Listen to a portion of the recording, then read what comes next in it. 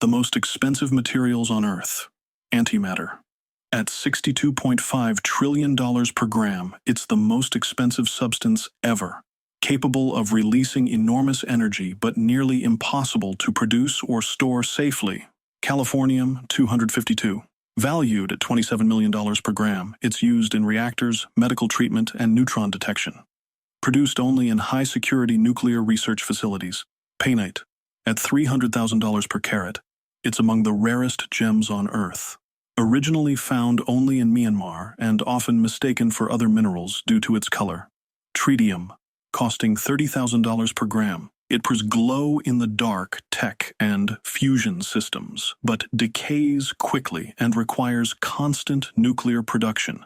Tafit, at $20,000 per carat. It's a lavender gemstone more than 1,000,000 times rarer than diamonds. Found in only a handful of locations globally. Plutonium, worth $4,000 per gram, it's a dense, radioactive metal used in space missions and weapons.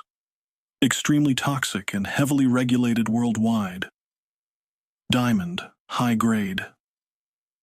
Exceeding $55,000 per gram for ultra-pure or colored types.